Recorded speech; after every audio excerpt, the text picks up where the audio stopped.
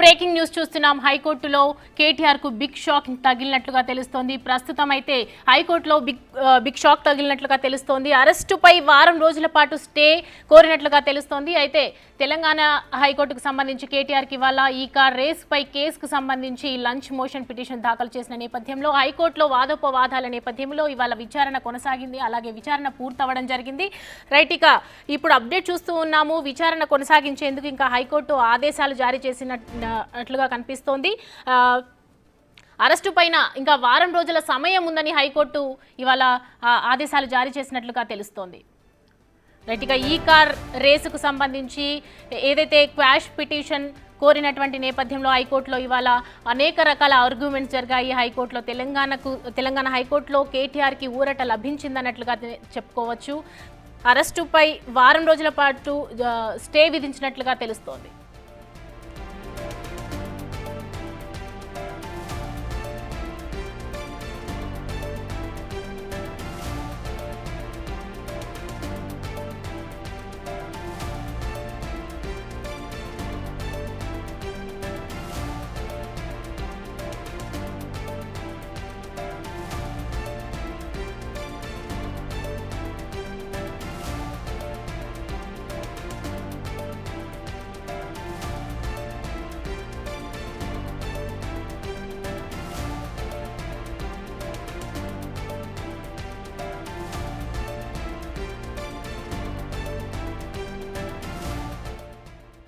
Right, big TV big breaking చూస్తున్నారు. వారం రోజుల పాటు కేటీఆర్ ను అరెస్ట్ చేయొద్దని మధ్యంతర ఉత్తర్వులు జారీ చేశారు.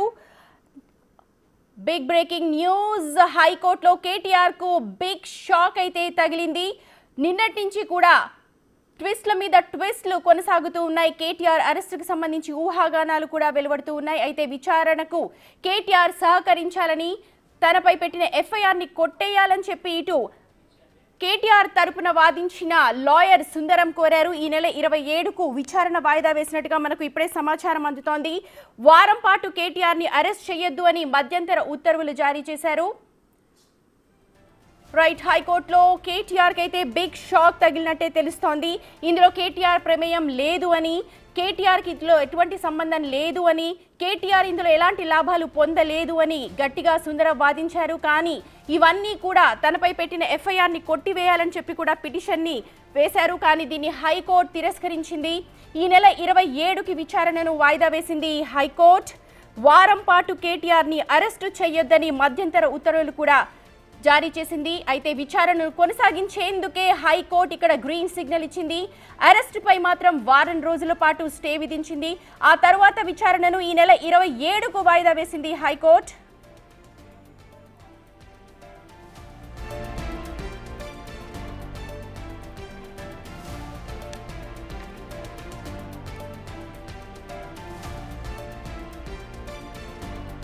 రైట్, ఈ ఫార్ములా రేసుకు సంబంధించి కేటీఆర్ కు హైకోర్టులో బిగ్ షాక్ తగిలిందని చెప్పొచ్చు. ఈ నెల 30 వరకు కేటీఆర్ ని అరెస్ట్ చేయొద్దన్నారు.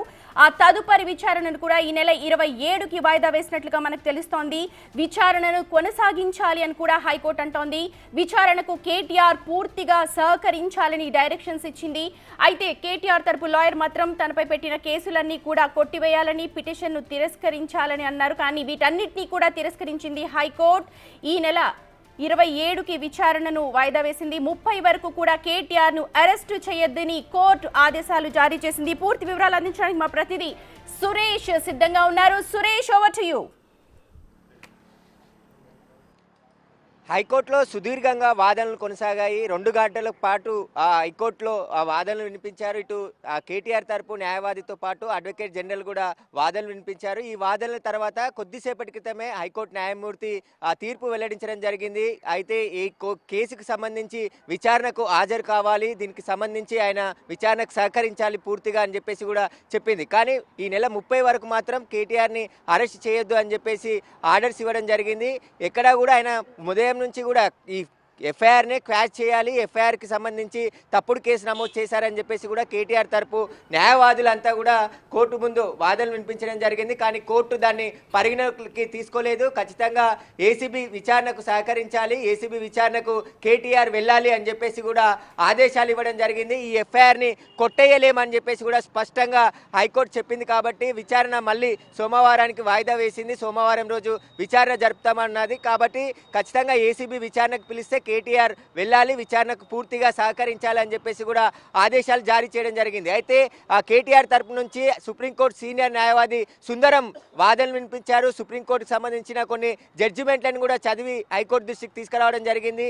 ఈ కేసు పూర్తిగా తప్పుడు కేసు, దీన్ని కొట్టివేయాలి, క్వాష్ చేయాలి అని చెప్పేసి కూడా ఆయన వాదనలు వినిపించారు. కానీ కోర్టు ఇవన్నీ కూడా పరిగణలోకి తీసుకోలేదు. విచారణకు సహకరించాలి, అరెస్టు మాత్రం 30 వరకు చేయొద్దని చెప్పేసి కూడా స్వల్ప విరామం ఇచ్చినట్టు తెలుసు. కాబట్టి దీనికి సంబంధించి వారం రోజుల పాటు కేటీఆర్కి ఊరట లభిందని చెప్పేసి చెప్తున్నారు. కానీ ఈ కేసుకు సంబంధించి ఆయన విచారణ ఎదుర్కోవాల్సిందే, ఏసీబీ విచారణకు రావాల్సిందే అని చెప్పేసి కూడా హైకోర్టు ఆదేశాలు స్పష్టంగా జారీ చేసింది. కాబట్టి ఇక కేటీఆర్ ఏసీబీ విచారణకు రావాల్సింది ఉంటుంది. ఆ ఏసీబీ నోటీసులు ఇచ్చి ఆయనను విచారణకి పిలిచి కేసుకు సంబంధించిన దర్యాప్తు ప్రారంభించబోతుంది. ఎందుకంటే ప్రైమరీ ఇన్వెస్టిగేషన్ ప్రారంభమైంది, నిన్ననే ఎఫ్ఐఆర్ అయింది. కాబట్టి ఈరోజు క్వాష్ చేయాలనడం కరెక్ట్ కాదు అని చెప్పేసి కూడా అడ్వకేట్ జనరల్ వాదనలు వినిపించారు. దానికి సంబంధించి ఎఫ్ఐఆర్ని క్వాష్ చేయలేమని చెప్పేసి హైకోర్టు చెప్పడం జరిగింది.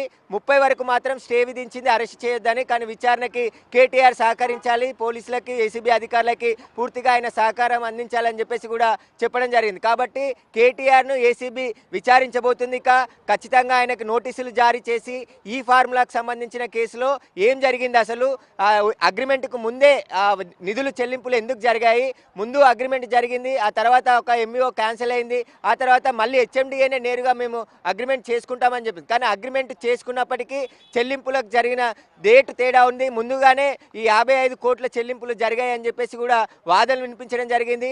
కేటీఆర్ని ఇన్వెస్టిగేషన్ చేస్తే పూర్తి విషయాలు బయటకు వచ్చే అవకాశం ఉంది. ఎందుకంటే 55 కోట్లే ప్రభుత్వ ఖజానాకి నష్టం జరిగిందా, ఇంకా అంతకంటే మించి నష్టం జరిగిందా అనేది ఏసీబీ విచారణలోనే బయటపడే అవకాశం ఉందని చెప్పేసి కూడా అడ్వకేట్ జనరల్ అసెంబ్లీలో కూడా చాలా గందరగోళం ఏర్పడింది.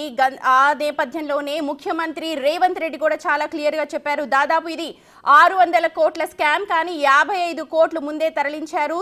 దీన్ని ఒక పద్ధతి ప్రకారం ట్యాకిల్ చేస్తూ ఉన్నాము. సాయంత్రం ఏదైతే కోర్ట్ హియరింగ్ ఉంటుందో దాని తర్వాత దీనికి చర్చకు పూర్తిగా సహకరిస్తాం మేము అని స్వయంగా ముఖ్యమంత్రి చెప్పారు అసెంబ్లీలో. ఇప్పుడు ఈ నేపథ్యంలో బీఆర్ఎస్ నేతలు ఏం చెప్పబోతున్నారు? ఎందుకంటే పూర్తి ప్రూఫ్ ప్రకారమే ఇవన్నీ కూడా జరుగుతున్నట్టుగా తెలుస్తోంది కదా. ఖచ్చితంగా, ఎందుకంటే కేటీఆర్ సంతకం ఇక్కడ ఉందని చెప్పేసి కూడా అడ్వకేట్ జనరల్ కోర్టు చేయడం జరిగింది.